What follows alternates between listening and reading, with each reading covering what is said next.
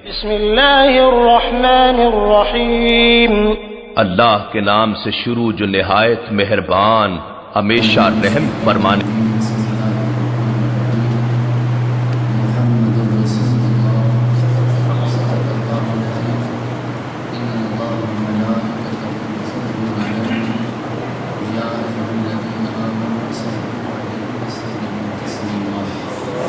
خوش نصیبی، یہ سعادت مندی میرا رب جسے چاہے اسے عطا کرتا ہے۔ تو اب یہاں اپنے گھر سے دور بیٹھ کر دیار بیت میں اگر اللہ کا ذکر کر رہے ہیں، اس کے نبی صلی اللہ علیہ وسلم کی باتیں سن رہے ہیں، بلبلیں تو کرتی رہیں گل کی چمن کی گفتگو، ہم محمد کے لب و رخسار کی باتیں کریں۔ یہ سعادت ہر ایک کے حصہ میں نہیں آتی۔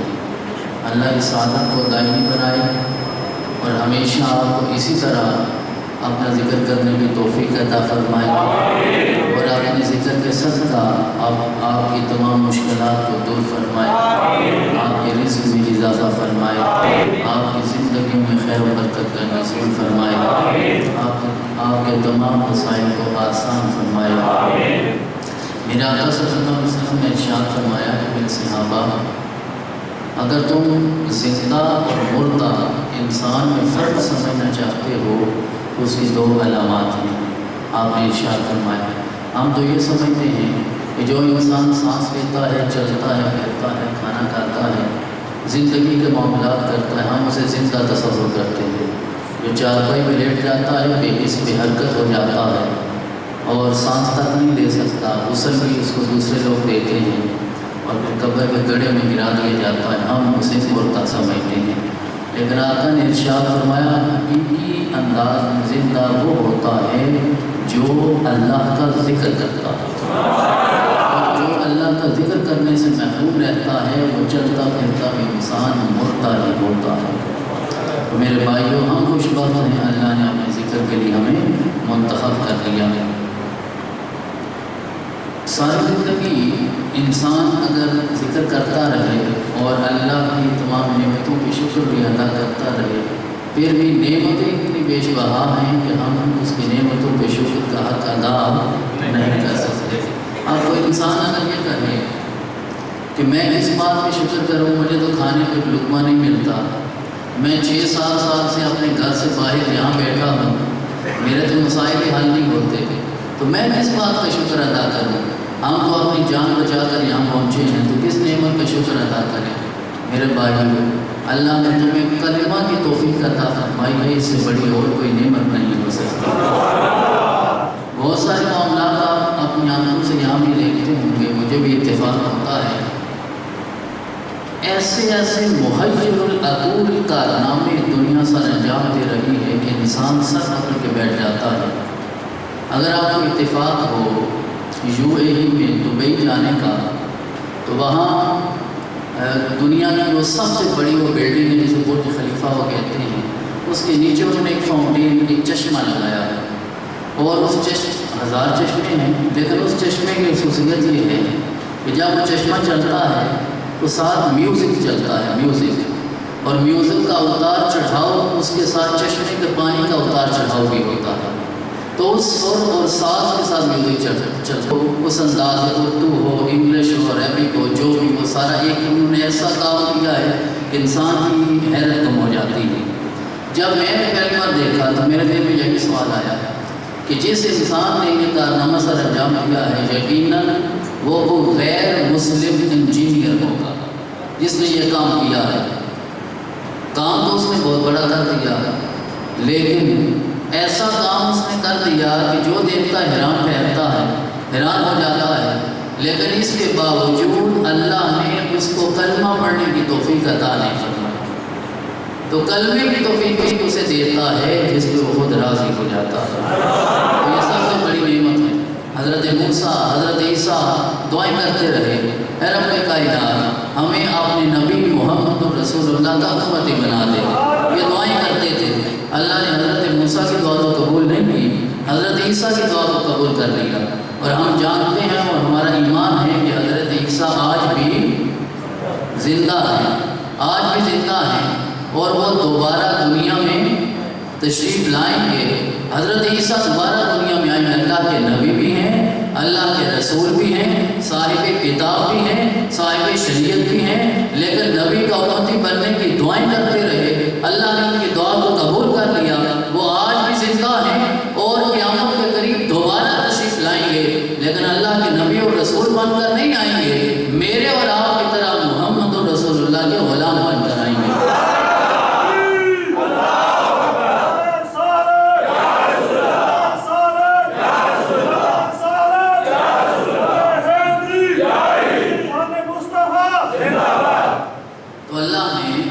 یہ سعادت اور توفیق ہمیں عطا فرمائی ہے کہ بن مانگے اپنے نبی کا امتی ہمیں بنا دیا۔ اس سے بڑا نہ کوئی احسان ہو سکتا ہے، نہ کوئی نعمت ہو سکتی ہے، اور ہم سب کی بخشش کی ذمہ داری بھی حضور صلی اللہ علیہ وسلم نے اپنے ذمہ لی ہے، اور یقیناً ہماری کوشش ہوگی۔ میرے بھائیوں، آیت کریمہ جو میں نے پڑھی محمد رسول اللہ، یہ ہمارے کلمے کا حصہ بھی ہے ایسا؟ کلمہ آتا ہے کسی کو؟ جی اچھا۔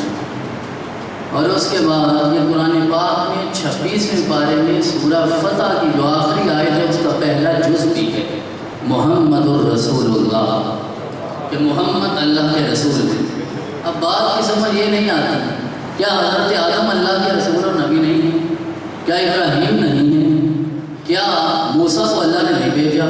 کیا عیسیٰ کو اللہ نے نہیں بھیجا؟ پورے قرآن میں دیکھیں کہیں نہیں کہا کہ آدم رسول اللہ، کہیں نہیں فرمایا ابراہیم رسول اللہ، کہیں نہیں فرمایا موسیٰ رسول اللہ، کہیں نہیں فرمایا عیسیٰ رسول اللہ۔ اس کی وجہ کیا ہے؟ آپ نے نبی کی باری آئی تو واضح اعلان کر دیا کہ رب بھی اعلان کرتا ہے کہ محمد الرسول اللہ۔ میرے بھائیوں، جب بھی کوئی نبی آتا ہے تو اس کی تائید و نصرت کے لیے رب کائنات اسے کوئی معجزہ دے کر بھیجتا ہے۔ حضرت آدم بھی آئے تو کوئی معجزہ لے کر آئے، حضرت ابراہیم بھی آئے معجزہ لے کر آئے، حضرت موسیٰ بھی آئے معجزہ لے کر آئے، حضرت عیسیٰ بھی آئے معجزہ لے کر آئے۔ تو سارے انبیاء کو رب کائنات نے کوئی نہ کوئی معجزہ دے کر بھیجا، اور وہ انبیاء معجزے لے کر دنیا میں آئے، اور جب بھی ضرورت پڑتی اللہ کی تائید و نصرت سے اس معجزے کا ظہور ہو جایا کرتا تھا۔ لیکن اللہ نے کسی نبی کی رسالت کی خود ان الفاظ کی گواہی نہیں دی، صرف آپ نے نبی کی گواہی دی ہے۔ اس کی وجہ یہ ہے میرے بھائیوں کہ آدم آئے تو معجزہ لے کر آئے، ابراہیم آئے معجزہ لے کر آئے، موسیٰ آئے معجزہ لے کر آئے، عیسیٰ آئے معجزہ لے کر آئے، لیکن حضرت محمد بن عبداللہ صلی اللہ علیہ وسلم معجزہ لے کر نہیں آئے، سر تپا معجزہ بن کر تشریف لائے۔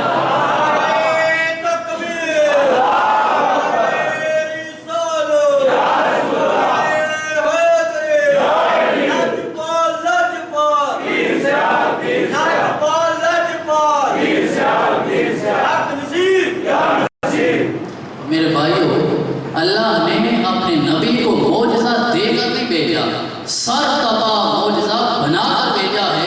اس لیے اعلان کر دیا محمد الرسول اللہ کہ میرے محمد تو سر تپا رسول ہی رسول ہے۔ آقا بیٹھتے ہیں تو معجزہ ہے، آقا چلتے ہیں معجزہ ہے، آقا بولتے ہیں معجزہ ہے، آقا خاموش ہوتے ہیں معجزہ ہے، آقا کا ہر عمل اللہ کی طرف سے معجزہ بنتا ہے۔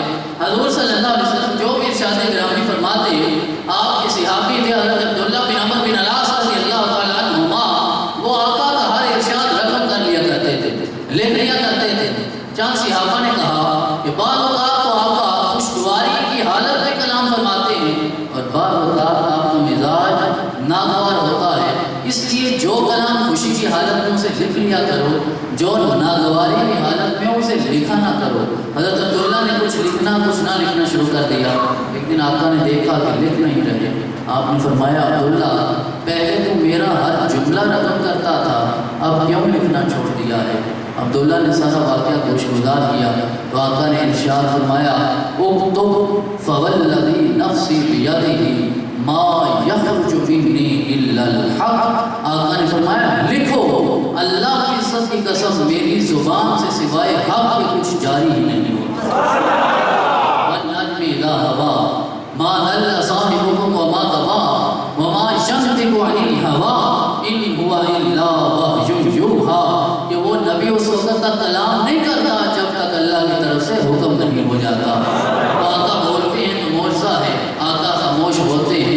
معجزہ ہے، آقا چلتے ہیں تو معجزہ ہے، آقا بیٹھتے ہیں تو معجزہ ہے۔ وقالوا ما لهذا الرسول یأکل الطعام ویمشی فی الاسواق، بعض لوگ آج بھی کہتے ہیں کہ نعوذ باللہ وہ نبی ہمارے جیسا ہے، کہتے ہیں نا، لیکن ہم کہتے ہیں کہ ہم اس نبی کے قدموں کی خاک کے برابر بھی نہیں ہو سکتے۔ تو ایسے لوگ میرے آقا کے زمانہ میں بھی موجود تھے جن کا اعتراض یہ ہوتا تھا وقالوا ما لهذا الرسول یأکل الطعام ویمشی فی الاسواق، وہ یہ کہتے تھے یہ کیسا رسول ہے، یہ کیسے رسول ہو سکتا ہے، جس طرح ہم کھاتے ہیں یہ بھی کھاتا ہے، جس طرح ہم بازاروں میں چلتے ہیں یہ بھی چلتا ہے۔ تو یہ اعتراض تب بھی تھا، آج بھی ہے۔ میرے رب نے بتا دیا کہ وہ نبی تمہارے جیسا نہیں ہو سکتا، تم سمجھتے ہو ہم کھاتے ہیں وہ بھی کھاتا ہے، ارے اس نبی کو کھانے کی ضرورت نہیں ہے۔ آقا نے ایام وصال رکھنا شروع کر دیے، صوم وصال کے ایام تھے، صحابہ نے دیکھا کہ آقا نہ دن نہ رات مسلسل روزے کی حالت میں ہیں، صحابہ نے بھی روزے رکھنے شروع کر دیے۔ 2 دن گزرے، 4 دن گزرے، صحابہ افطار نہیں کر رہے، حالت کمزور ہو چکی، رسول کو ادا کر رہے۔ پوچھا میرے غلاموں تمہاری یہ حالت کیوں ہوئی ہے؟ صحابہ نے عرض کیا یا رسول اللہ ہم بھی آپ کی طرح صوم وصال میں ہیں۔ میرے آقا نے ارشاد فرمایا ایکم مثلی، تم میں سے کون ہے ایسا جو محمد رسول اللہ کی مثل ہو؟ ابھی تو ایک طرف بھی وہو یطعمنی و یسقینی، ارے میں ہر رات رب ذوالجلال کی بارگاہ میں گزارتا ہوں، مجھے کھلاتا بھی ہے وہ مجھے پلاتا بھی ہے۔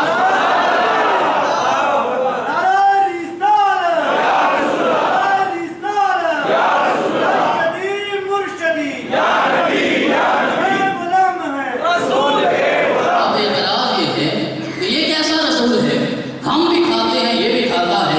رب نے بتا دیا اسے کھانے کی حاجت نہیں ہے، یہ رات میری بارگاہ میں گزارتا ہے، میں کھلاتا بھی ہوں میں پلاتا بھی ہوں۔ ارے جو بلا حجاب بلا نقاب اپنے رب کا دیدار بھی کرتا ہے اور رب اپنے نبی کو خود کھلاتا بھی ہے اور پلاتا بھی ہے، اسے دنیا کے کھانوں کی کوئی حاجت نہیں ہے۔ تو ہم میں سے کون ہے ایسا جو اس نبی کی مثل ہو سکے؟ اب سوال یہ ہے کہ اگر نبی کو دنیا کے کھانے کی حاجت نہیں ہے تو پھر آپ دنیا کا کھانا کیوں کھاتے تھے؟ یہ سوال ہے۔ میرے نبی نے دنیا میں ہر وہ کام کیا ہے، ہر وہ عمل کیا ہے کہ اگر انسان اس عمل میں رہنمائی لینا چاہے تو سیرت مصطفیٰ کو اٹھاؤ، لقد کان لکم فی رسول اللہ اسوۃ حسنہ، اللہ نے اپنے رسول کی زندگی میں ایسا اسوہ قرار دے دیا ہے کہ اگر انسان کھانا بھی چاہے نبی کی سنت کے مطابق کھاؤ، اپنی بھوک مٹاتے جاؤ گے، اللہ تمہاری ضرورت کو بھی پورا کرے گا، نامہ اعمال میں نیکیاں بھی درج کرتا چلا جائے گا۔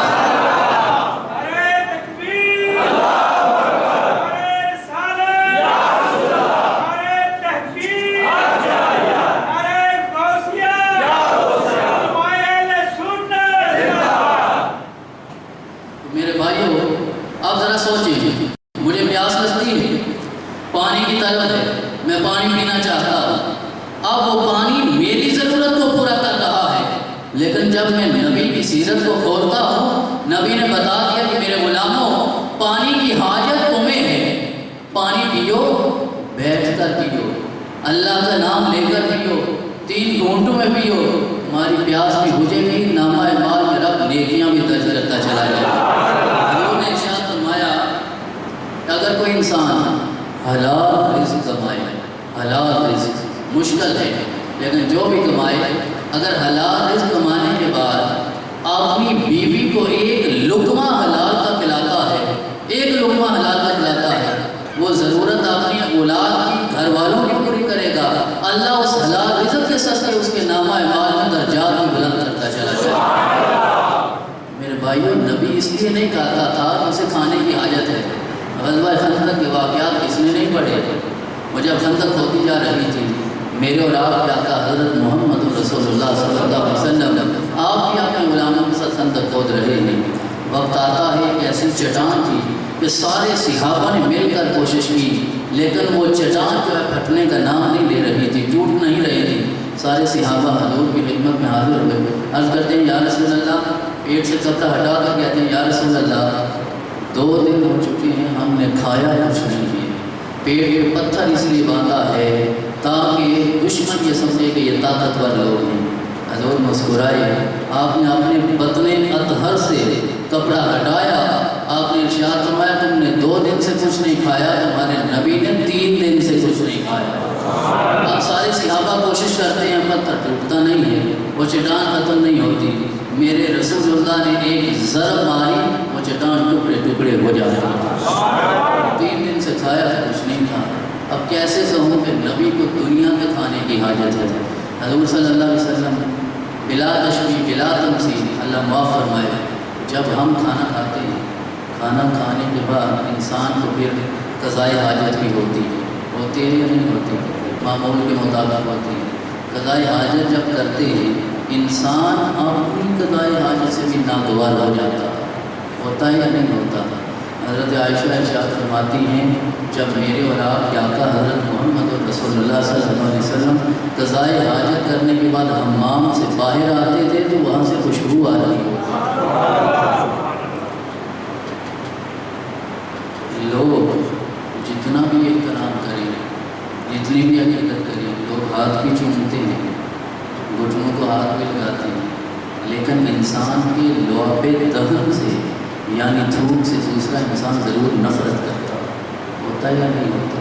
ہوتا ہے ایسا۔ لیکن حضور صلی اللہ علیہ وسلم کے صحابہ آپ کے ساتھ ہیں تو حضرت عروہ کہتے ہیں کہ میں نے دیکھا کہ حضور صلی اللہ علیہ وسلم جب بھی لعاب دہن باہر پھینکتے ہیں وہ زمین پہ نہیں جاتا، کبھی ابو بکر کے ہاتھ میں جاتا ہے، کبھی عمر فاروق کے ہاتھ میں جاتا ہے۔ نازاں ہے جس کے حسن و حسن رسول ہے، یہ کہہ کر شام تو میرے آقا کے قدموں کی دھول ہے، اے رہنمان شوق یہاں سر کے بل چلو، طیبہ کے رستے کا تو کانٹا بھی ٹوٹ۔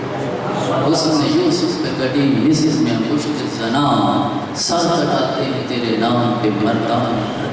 حضرت یوسف کا حسن مصر کے بازار میں بلا وجہ بکتا ہے، ہر ایک نے دیکھا حضرت یوسف کے حسن کو، عزیز مصر نے خریدا، یوسف کو لے جاتا ہے گھر۔ پھر کیا ہوا؟ زنان مصر نے جب حضرت یوسف کے حسن کو دیکھا ضبط نہ رہا، یوسف کے حسن کو دیکھتی جا رہی ہیں اپنی آنکھوں کے ساتھ، اور مصر کی عورتیں اپنی انگلیاں کاٹتی جا رہی ہیں۔ حسن یوسف دم عیسیٰ ید بیضا داری، آنچ خوباں ہما دار تو تنہا دار۔ ارے یوسف کا حسن، یوسف کے پاس حسن کے سوا کچھ نہیں، حضرت عیسیٰ کے پاس دم کے سوا کچھ نہیں، اور حضرت موسیٰ ہاتھ نکالتے ہیں سفید ہو جاتا ہے۔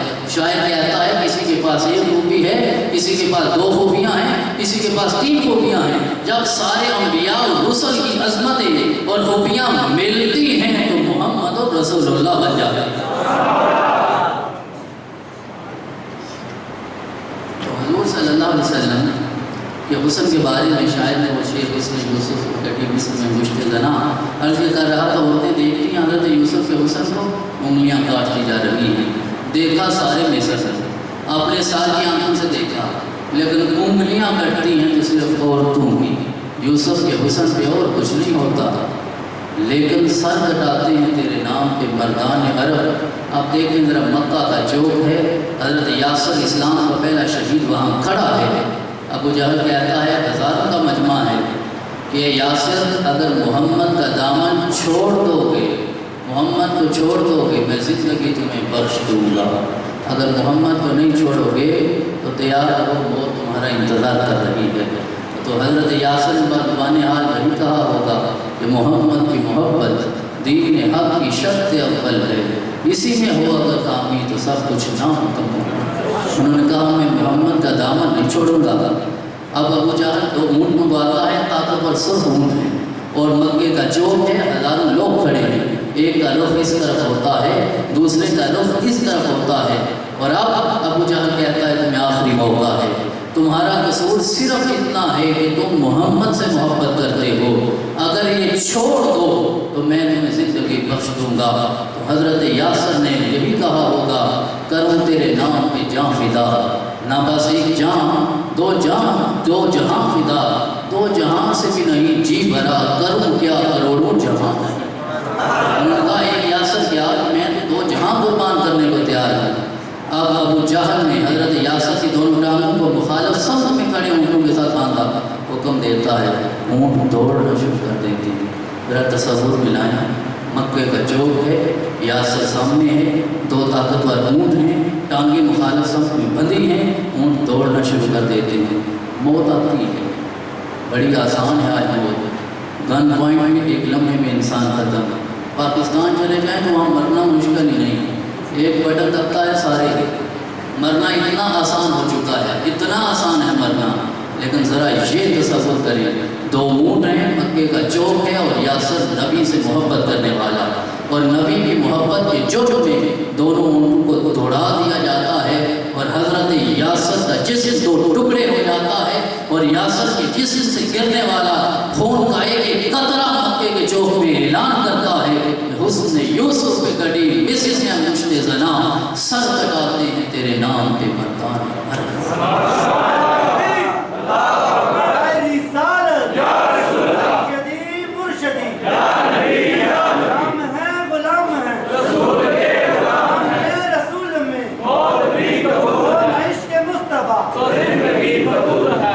میرے بھائیوں، میرے آقا کا جو بھی ذکر ہم کریں، جو بھی وصف ہم چھیڑیں، ہزارہ باتیں سامنے آتی ہیں اور انسان چاہتا ہے ذکر ہوتا ہے، لیکن وقت کی پابندی کو ملحوظ خاطر رکھتے ہوئے ایک حدیث بات عرض کروں گا جس میں حضور صلی اللہ علیہ وسلم نے اپنے فضائل خود بیان فرمائے ہیں۔ میرا تو فرض بنتا ہے کہ میں اپنے نبی کی شان بیان کروں، آپ کا بھی بنتا ہے، جو عالم دین آئے، کوئی پیر صاحب آئیں، کوئی شیخ کامل آئیں، ہر ایک کا فرض بنتا ہے، علی کا، عثمان کا، عمر کا، ابو بکر کا، سب کا بنتا ہے، لیکن وہ رسول جو یہ کہتا ہے کہ اللہ نے مجھے فخر عطا فرمایا ہے، عجز و انکساری کا درس دینے والا رسول جب خود اپنے فضائل بیان کرے تو اس کو قطع علم کیا ہوتا۔